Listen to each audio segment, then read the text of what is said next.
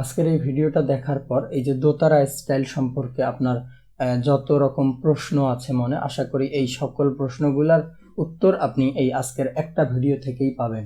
তো আজকের ভিডিওটা দেখলে এই যে দোতারা স্টাইল শেখার যে একটা রোড ম্যাপ বা যাত্রা বলতে পারেন, এইখানে কোন কোন বিষয়গুলো আপনাকে শিখতে হবে, কোন কোন বিষয়গুলা বা কোনটার পর কোনটা, এই যে সমস্ত বিষয়গুলাকে গুছিয়ে নিয়ে আজকের একটা ভিডিও করা হয়েছে। তো এই ভিডিওটা দেখলে এই যে দোতারা স্টাইল সম্পর্কে আশা করি যত রকম প্রশ্ন আছে সকল প্রশ্নগুলোরই একটা উত্তর আপনি পাবেন। তো এই দোতারা স্টাইলের সমস্ত কিছু জানার আগে আমাদেরকে জানা দরকার দোতারা স্টাইলটা কি।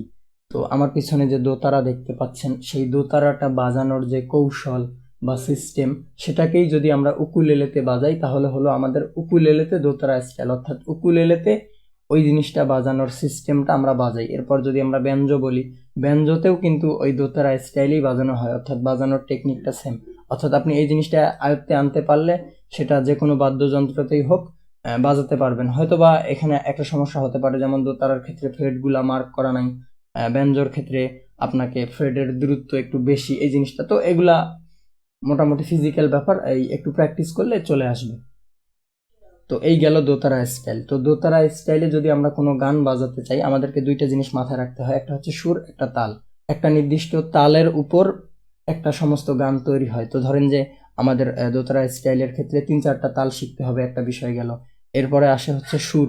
তো দেখা যায় আপনি এই 3-4টা তালের মধ্যে ধরেন যে কোনো একটা গানে একটা তাল ব্যবহার হইলো, এখন সেই তালটার উপর বা সেই তালটার সাথে মিলিয়ে আপনাকে গানের বাকি সুরগুলা বাজাতে হবে। আমরা যদি এখন সুরের দিকে যাই, তো আমাদের এখানে মূলত 3 ধরনের সুর হয়।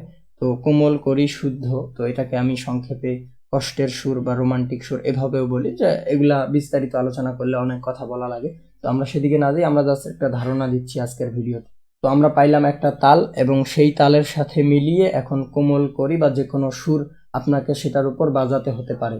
এক কথায় যদি আমি বলি, একটা গানের মধ্যে একটা তাল থাকে, সেই তালটার সাথে মিলিয়ে সুর বাজাতে হয়। এখন যদি আমি ভেতরের কথা বলি, তো এই তালটাকে বাজাতে গেলে তালের সাথে আপনাকে নোট পরিবর্তন, অর্থাৎ তালের সাথে যে সুরটা পরিবর্তন হয়। আমাদের ধরেন যে একটা গান দ্রুত দাদরা তালে, দ্রুত দাদরা তালের সেই গানটার নোট ধরেন যে এরকম সা সা রে রে গা, সা সা রে রে গা। তো দেখা যায় যে সা 2বার বাজতেছে। এখন তালের সময় আপনি যদি বাজাতে যান, তো একটা ছাতে ধরে তো আর সমস্ত তালটাকেই বাজালেই আপনার এই সুরের যে মেনটেনটা সেটা তো হবে না। আপনাকে মাথায় রাখতে হবে তালের সাথে মিলিয়ে সুর বাজাতে হবে। তো এই তালের সাথে মিলিয়ে সুর বাজানোর যে কৌশল বা সুরের ভেঙে ভেঙে বাজানো, সুরের পরিবর্তন, এই জিনিসটাও আপনার মধ্যে থাকতে হবে। আর এরপর দেখা যায় এই আমাদের উকুলেলেতে বিভিন্ন রকম কাজের ব্যবহার হয় বাজানোকে সুন্দর করার জন্য, ঝংকার, অলংকার, থার্ড ইত্যাদি ইত্যাদি ব্যবহার করা হয়। তো সেই জিনিসগুলোকেও আপনাকে শিখতে হবে। তাহলে কি দাঁড়ালো, আমাদের একটা তাল থাকে, সেই তালটার সাথে মিলিয়ে আমাদেরকে গানের সুর বাজাতে হয়। এখন সুরের ক্ষেত্রে সুরের 2-3টা ভাগ থাকে, সেই ভাগের মধ্যে থেকে আপনাকে সুরগুলা ধরতে হবে। তো এই যে সুর ধরার যে বিষয়টা, তো একটা গানের সুর বিভিন্ন রকম হতে পারে। যেমন ধরেন মধু হই হই গানটা, এই মধু হই হই গানটা, তো এই যে মধু হই হই সুরটা কোথায় আছে আপনি কিভাবে বুঝবেন?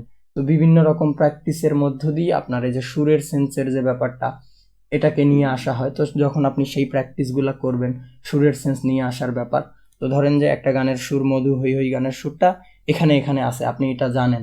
এরপর আপনি তালটাকেও বাজাতে পারেন। এরপর তালের সাথে যে সুরটাকে কিভাবে ঘুরিয়ে পেঁচিয়ে বা তালের সাথে মিলিয়ে বাজাতে হয় সেটাকেও জানেন। তাহলে কি আপনি সেই সমস্ত টেকনিকগুলা একটা জায়গায় বা একটা জিনিসে অ্যাপ্লাই করে দিলেন, আপনার গানটা হয়ে গেল। তো দেখা যায় কি এই তালের ব্যাপারটা মোটামুটি সহজেই চলে আসে, বা এই সারগাম, তালের সাথে নোট পরিবর্তন, এই জিনিসগুলো সহজেই চলে আসে। কিন্তু অধিকাংশ লোক বা অনেকেই আছে যারা এই সুরের সেন্সের ব্যাপারটাকে ঠিকমতো আয়ত্তে আনতে পারে না।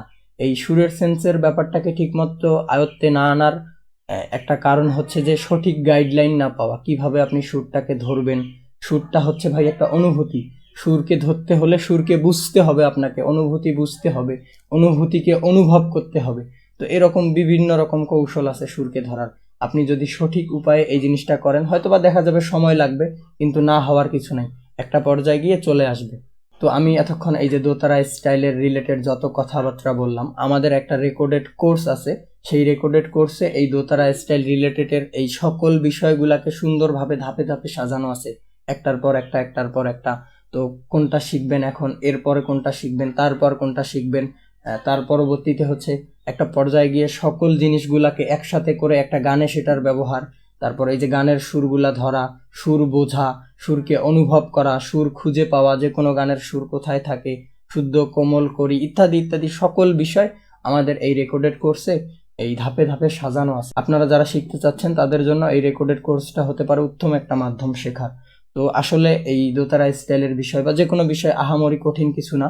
আপনি যদি সেটা সঠিক গাইডলাইন অনুসরণ করেন, সঠিক বিষয়গুলোকে ফলো করে জিনিসটা করার চেষ্টা করেন, দেখবেন যে একটা পর্যায়ে গিয়ে আপনি ভালো একটা ফলাফল পাচ্ছেন। তো মাথায় রাখতে হবে এই সমস্ত বিষয় খোঁজার জন্য বা খুঁজে পাওয়ার জন্য সঠিক প্র্যাকটিসগুলা আপনাকে করতে হবে। তো সেই সমস্ত সঠিক প্র্যাকটিসগুলা বা এই সমস্ত জিনিসগুলাকে কিভাবে সহজ করা যায়, সহজেই একটা মানুষ এই জিনিসগুলাকে কিভাবে আয়ত্তে আনবে, সমস্ত বিষয়গুলাকে আমাদের এই রেকর্ডেড কোর্সে প্রাধান্য দেওয়া হয়েছে। তো অনেকেই আছে আবার যে দেখা যায় সময়ের কারণে কারো কাছ থেকে সরাসরি শিখতে পারে না, আর্থিক সমস্যার কারণেও কারো কাছ থেকে সরাসরি শিখতে পারে না। সমস্ত দিকগুলোকে বিবেচনা করে আমাদের এই রেকর্ডেড কোর্সটাতে স্বল্প মূল্যে ভালো কিছু দেওয়ার চেষ্টা করা হয়েছে। তো যারা শিখতে চাচ্ছেন তারা চাইলে আমাদের এই রেকর্ডেড কোর্সটা নিতে পারেন। আর যারা আমাদের এই রেকর্ডেড কোর্সটা নিয়েছেন তাদের উদ্দেশ্যে কিছু কথা বলি। যে আগে যখন আমি এই কোর্সটা রেকর্ড করেছি তখন আমার দেখা যায় যে ভিডিও কোয়ালিটি বা অডিও কোয়ালিটি তেমন একটা ভালো ছিল না। তবে আমি মনে করি ভিডিও কোয়ালিটি বা অডিও কোয়ালিটি বড় বিষয় নয়, আমি কি বলতে চাচ্ছি বা কি দেখাচ্ছি এতটুকুই যদি আপনি বুঝতে পারেন, দেখতে পারেন, তাহলেই হলো। তো আমি রিসেন্টলি মাইক্রোফোন কিনেছি, মোটামুটি ভিডিও কোয়ালিটিও আপডেট করেছি। তো এই রেকর্ডেড কোর্সটাকে পুনরায় আমি রেকর্ড করব। তো যারা আগেরটা পারচেস করেছেন তাদেরকে আমি পুনরায় এই জিনিসটার লিঙ্ক দিয়ে দেবো। তো এটার কাজ এখনো শুরু করি নাই, অল্প কিছুদিনের মধ্যে এই জিনিসটাকে কমপ্লিট করে তারপর আমাদের যে আগের যে কোর্সটা আছে সেটাকে সম্পূর্ণ রিমুভ করে নতুন কোর্সটার লিঙ্ক সবাইকে দিয়ে দেবো। তো যারা এই সুরের সেন্স নিয়ে হতাশায় ভুগতেছেন বা এই উকুলেলে শেখা নিয়ে হতাশায় ভুগতেছেন, তো তারা চাইলে আমাদের এই কোর্সটা নিতে পারেন। আপনার জন্য শেখার ভালো একটা মাধ্যম হতে পারে এই কোর্সটা। তো এর বাইরে আপনি এই যে গাইডলাইনের যে ব্যাপারটা আছে, যে কোনো সময় যে কোনো সমস্যার সমাধান এটা পাবেন। তো দেখা যায় আপনি শেখার জন্য আসছেন, তো শেখার পর্যায়ে বিভিন্ন রকম প্রশ্ন মনে আসতেই পারে, এটাই স্বাভাবিক ব্যাপার। দেখা যায় কোনো বিষয় বুঝলেন না, এটাও স্বাভাবিক ব্যাপার, কারণ আপনি যদি জানতেন বুঝতেন তাহলে এই আমার ভিডিওটা আপনি দেখতেন না। তো এরকম বিভিন্ন সমস্যা থাকতেই পারে। তো যে কোনো সমস্যা হলো আমাকে নক করলেন, আমি সেটার সমাধান দিয়ে দিলাম। তো এভাবেই কোর্সটা হয়। যারা চাচ্ছেন শিখতে তারা আমাদের এই কোর্সটা নিলে ভালো একটা ফলাফল পাবেন। তো ভালো থাকবেন সবাই।